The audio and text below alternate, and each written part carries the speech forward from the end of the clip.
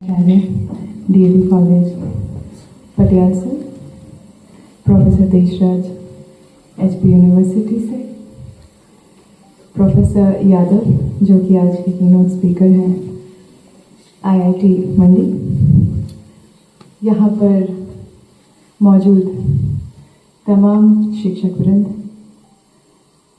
DAV college में यहाँ पर पार्टिसिपेट करने वाले इस इंटरनेशनल साइंस कांग्रेस के विद्यार्थी, कई अन्य स्कूलों और कॉलेजेस से इस कार्यक्रम में आए हुए संपूर्ण प्रबुद्ध वर्ग को इतने अच्छे एक समागम में आने के लिए सबसे पहले मेरी बधाइयाँ।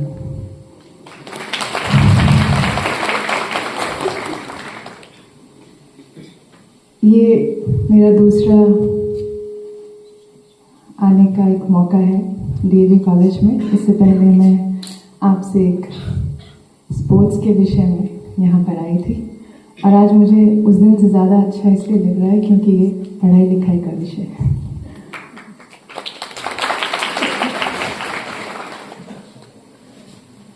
ये जितने भी साइंटिफिक समागम भारत में होते हैं अनेक कॉलेजेस में और स्कूल्स में, उनका ये उद्देश्य होता है कि आपके जो बहुआयामी प्रतिभा है उसको एक जगह पर लाया जाए।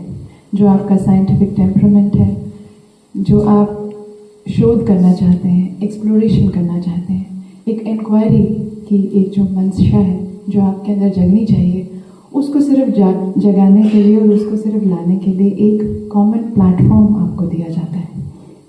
इतना ही है, लेकिन हर व्यक्ति, हर शख्स जो इसमें पार्टिसिपेट करता है वो बहुत ही यूनिक है अपने साइंटिफिक टेम्परामेंट में। आखिरकार ये जितने भी समागम होते हैं उनका अल्टीमेट उद्देश्य समाज में एक ट्रांसफॉर्मेशन, एक करुणामयी अप्रोच, जिसे हम कंपैशनेट अप्रोच कहते हैं, वही है। यदि आप देखें तो आज ये जितनी भी रिसर्च है जो कि दवाइयों पे होती है, जो आपको इतनी इजीली आज अवेलेबल होती है, वो किसी न किसी साइंटिस्ट ने कभी किसी समय किसी एक छोटे से लैब में डेवलप की होगी जो उसने कभी सोचा भी नहीं था। ये एक्वास्टिक्स, ये इलेक्ट्रिसिटी, जो कि थॉमस अल्वा एडिसन को हम फादर ऑफ दिस साइंस कहते हैं, वो कहते हैं कि 99% एक जीनियस हार्डवर्क होता है और सिर्फ 1% लक होता है। उसने कभी नहीं सोचा, वो आज इस दुनिया में नहीं है। आप इस उड़न खटोले में उड़ते हैं, कितनी जल्दी से अपनी फ्लाइट टिकट बुक करा लेते हैं, बैठ जाते हैं और कहीं भी पहुंच जाते हैं। राइट ब्रदर्स जिन्होंने अपने पूरे जीवन को इसके लिए रखा, उन्हें और कुछ भी करने का मौका नहीं मिला और करीब 40 साल के बाद वो इसे डेवलप करते हैं। आप देखिए कि होमी जहांगीर बाबा ने अगर बाबा एटॉमिक रिसर्च सेंटर नहीं बनाया होता तो आज रेडिएशन टेक्नोलॉजी से जिन लोगों को कैंसर और बहुत से अलग अलग बीमारियों के लिए जो दवाइयाँ बनी हैं वो नहीं होती। और भी रिसर्च जो हम न्यूक्लियर फिजिक्स में क्या करते हैं, यदि हम विक्रम साराभाई को देखें जिसकी वजह से इसरो स्थापित हुआ, ये तमाम सैटेलाइट्स और ये तमाम रॉकेट्स जो हम अंतरिक्ष में भेजते हैं वो मुमकिन नहीं हो पाता। होमी जहांगीर बाबा और डॉक्टर अब्दुल कलाम के बाद एक हेटस आया है, एक रोग सी लगी है। तो उसके बाद हम उतने सारे साइंटिस्ट को, सीवी रामन के बाद और भी बायोलॉजी में जितने भी हमारे साइंटिस्ट जेनेटिक इंजीनियरिंग में रहे हैं, उस तरह का एक विशाल का एक उद्देश्य के साथ एक इंस्टीट्यूशन को बनाने वाला कोई साइंटिस्ट भारत में कम ही दिखा। आप देखिए कि न्यूटन के बाद भी जितना भी फिजिक्स में उसके बाद रिसर्च हुआ और उसके बाद जो थियोरी ऑफ रिलेटिविटी और इतना कुछ हुआ, उसके बाद एक पूरे वर्ल्ड में ये बात सही है कि नोबेल प्राइज़ बहुत से साइंटिस्ट को मिलता है, उसकी अपनी एक राजनीति है, इसे आप जानते हैं। रिसर्च तो बहुत लोग करते हैं, तो उन अवार्ड्स को और उन रिवॉर्ड्स को जिन्हें नोबेल मिलता है, मैं उन लोगों को उतना नहीं मानती, लेकिन उन तमाम रिसर्चर्स को जो छोटे छोटे विश्वविद्यालयों में, यूनिवर्सिटीज़ में, साइंस ऑर्गेनाइजेशंस में अपने छोटे से कमरे में बैठकर आपके लिए जेनेटिक्स के लिए, स्टेम सेल्स के लिए, न्यूक्लियर फिजिक्स के लिए, वो जो टीम देखी है जो एक रॉकेट भेजती है, इसरो में जो बैठे होते हैं, आपको सिर्फ उनका डायरेक्टर नज़र आता है, लेकिन वो जो पूरी टीम इस तरह एक्साइटेड होती है कि अगर उसमें हल्की सी भी कोई कमी आती है तो वो शायद 1 महीने तक खाना नहीं खा पाते, सो नहीं पाते। ये इन्वॉल्वमेंट है, this is the degree of involvement. वो रॉकेट में सरकार के पैसे लगते हैं, आप उसमें उस पूरी टीम में एक छोटा सा हिस्सा है, वो आगे बने गिरे उससे क्या फ़र्क पड़ता है, लेकिन फ़र्क पड़ता है।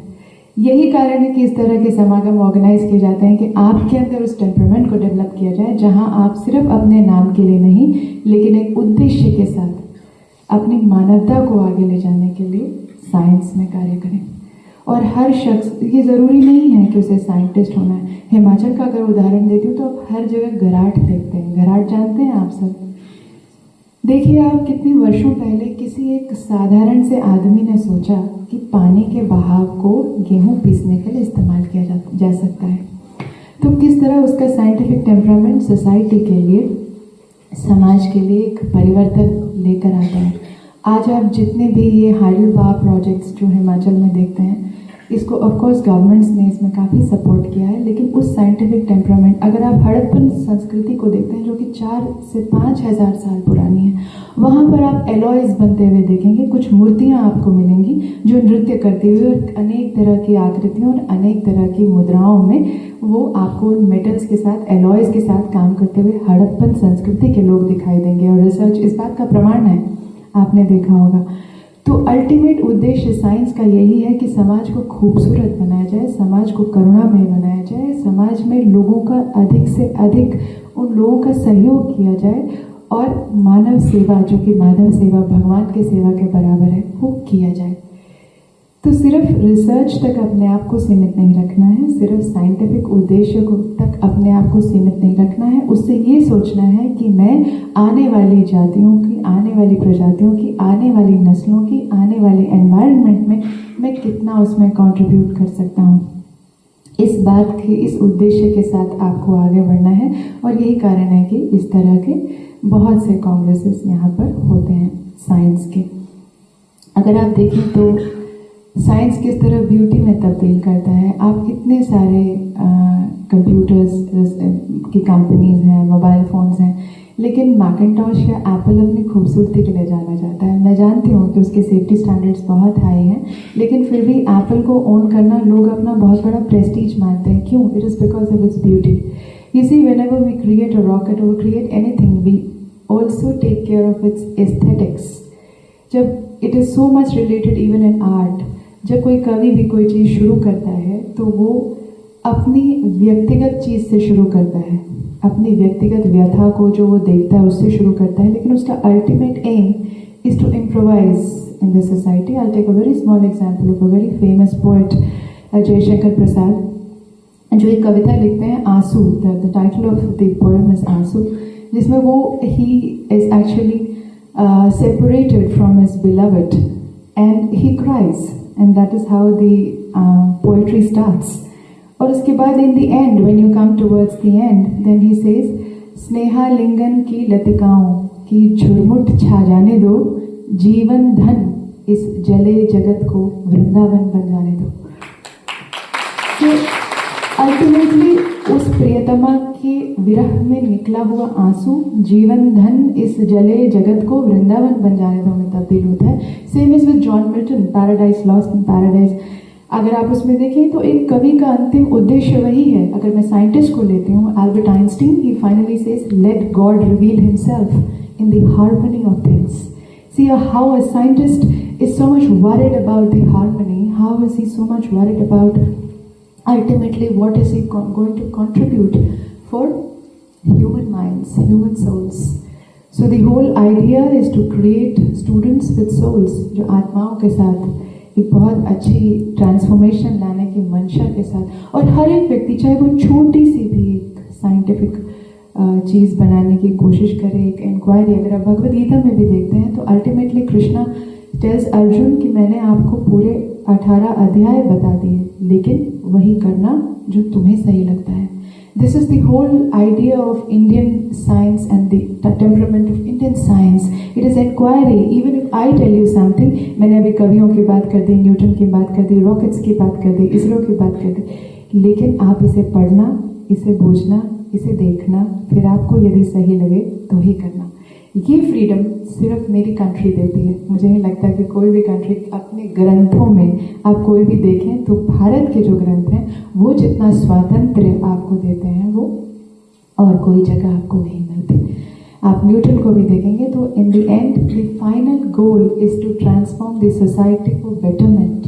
सो this is the whole idea. छोटे से छोटा काम, यानी कि आप अभी स्टूडेंट्स हैं, आप ये ना सोचें. अगर आप देखें तो एक छोटा सा स्टूडेंट था जो ऊबर कैब्स का मालिक है, कर्सनेक. तो ऊबर कैब्स उसने कैसे इस ऐप को डेवलप किया. जब वो न्यूयॉर्क में एक कॉन्फ्रेंस में गया था, जैसे मैं आई हूँ अभी यहाँ पर, तो वो देखता है कि टैक्सी मिलने में बहुत दिक्कत हो रही है. तो जब टैक्सी मिलने में बहुत दिक्कत हो रही है इतना बड़ा साइंटिस्ट होने के बावजूद, तो उसने कहा कि एक ऐसा ऐप डेवलप करता हूँ पूरी वर्ल्ड के लिए जिससे कि टैक्सीज बहुत आसानी से मिलने लगे. तो necessity is really the mother of invention. और उसने आवश्यकता ही आविष्कार की जननी है. तो वो इसे डेवलप करता है. और आज आप में से 70-80% लोग जो हैं उन्होंने ज़रूर ऊबर कैब्स को इस्तेमाल किया होगा. See how he develops this. These are small examples. I'll tell you another very small example of Dr. Narayana Murthy, the director of Infosys did. आपको पता होगा कि ये जो वीडियो कॉन्फ्रेंसिंग जो आप इतने आसानी से अभी कर लेते हैं, this was first made open to taxi drivers in Mumbai from Azamgarh. Azamgarh एक इलाका है यूपी में जहाँ से बहुत सारे टैक्सी ड्राइवर्स मुंबई में टैक्सी चलाते थे. अब वो उनके पास इतने पैसे नहीं होते थे कि वो घर जा सकें या उन लोगों से मिल सकें. तो पैटनी कंप्यूटर्स, इन्फोसिस के जो डायरेक्टर्स पहले जहाँ काम करते थे, उन्होंने एक ऐसा इंटरफेस तैयार किया जहाँ पर ये ड्राइवर्स खड़े होकर वीडियो कॉन्फ्रेंस से अपने परिवारों से बात कर सकते हैं. अब देखिए इतने बड़े साइंटिस्ट जो आईआईटी से हैं, एक साधारण टैक्सी ड्राइवर के जीवन में कितनी बड़ी तब्दीली ला सकते हैं. आप देख रहे हैं, आपको लगता है कि साइंस ट्रांसफॉर्म नहीं. You see how science touches all the aspects of society. Technology is a big leveller. जब आप टेक्नोलॉजी दे देते हैं किसी को तो उसके अंदर समानता लाते हैं. कोई फर्क नहीं पड़ता वो गरीब है, अमीर है, किस कास्ट से है, किस क्रीड से है, किस लैंग्वेज से है. आप देखेंगे मोबाइल जो है वो हमारा प्यारा सा बिहार से आए हुए जो मजदूर यहाँ काम करते हैं, उनके हाथ में म्यूजिक से लेकर आप तक है. You see how transformation is brought in by technology and how it levels everyone. सबको एक साथ खड़ा कर देता है. तो अगर आप एक बहुत अच्छे साइंटिस्ट बनेंगे तो आप देखिए कि आप कितना एक नॉर्मल और एक गरीब आदमी के जीवन में आप ट्रांसफॉर्मेशन ला सकते हैं. तो आपका जीवन सिर्फ माइक्रोस्कोप्स, एल्गोरिथम्स वहाँ तक सीमित नहीं है. वो आखिरी मजदूर जो आपकी बिल्डिंग में ईंट लगाता है, उस तक आपका साइंस जब पहुंचता है तब आप असली साइंटिस्ट बनेंगे. साइंटिस्ट सिर्फ वो नहीं है जिनको नोबेल प्राइज मिलता है. तो आप में से हर एक व्यक्ति जो है इसमें कंट्रीब्यूट करे. और मेरी यही इच्छा है कि आप इसमें आगे भी जितने भी साइंस कांग्रेसेस हैं उसमें पार्टिसिपेट करें और अपने इनोवेशंस को, अपने स्पिरिट ऑफ इंक्वायरी को आगे लाएं. और कोई फर्क नहीं पड़ता आप कौन सी फील्ड से हैं. Innovations are done in social sciences also, environmental science also, meteorology also. कितने आराम से आप देख लेते हैं कि कल बारिश होगी कि नहीं होगी. कभी आपने सोचा कि ये किसने डेवलप किया होगा, कितने सालों पहले डेवलप किया होगा. आज इंडिया में एक पूरा फुल फ्लेजेड डिपार्टमेंट ऑफ मीटेरोलॉजी है. आप ये देख के शादियाँ करते हैं कि उस दिन बारिश होगी कि नहीं. आप ये देखकर पूजा रखते हैं कि उस दिन बारिश होगी कि नहीं. आप ये देखकर अपने गवर्नमेंट कार्यक्रम लगाते हैं कि उस दिन बारिश होगी कि नहीं. You see how science has actually. और पहले मौसमों को मंदिरों के जो चेले होते हैं उनसे प्रश्न लगाकर पूछा जाता था कि बारिश होगी कि नहीं. वहाँ से यहाँ की तब्दीली. तो वो साइंस का, वो साइंटिस्ट जो मेट्रोलॉजी का पूरा डिपार्टमेंट आज आपके सामने है, वो भी किसी ऋषि मुनि से कम नहीं है जिसने वो आपके लिए दिया है. This is all that I wanted to tell you, to develop and to encourage you for this scientific temperament. आप इसको खूबसूरती में, करुणा में, लोगों में डेवलपमेंट के लिए और एक गरीब आदमी के जीवन में एक बदलाव लाने के लिए कर सकते हैं. जिगर मुरादाबादी के इन 2 शब्दों के साथ मैं अपने इस वक्तव्य को समाप्त करूंगी. एक लफ्ज़ मोहब्बत का अदना सा फसाना है, सिमटे तो दिले आशिक है, पहले तो ज़माना है.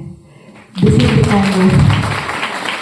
तो अगर आप कुछ ऐसा बनाते हैं सिमट कर, तो वो सिर्फ आपकी चार दीवारी तक रह जाती है। यही मोहब्बत जब पूरे ज़माने में, यही प्यार जब पूरे ज़माने में फैलता है तो मोहब्बत में तब्दील हो जाता है। इसी विश्वास के साथ कि आप लोग इसी स्पिरिट के साथ आगे बढ़ेंगे और इस तरह के समागमों को बहुत अच्छे से आगे बढ़ाते हुए इन्हें सक्सेसफुल बनाएंगे, आपसे आज्ञा लूँगी। धन्यवाद।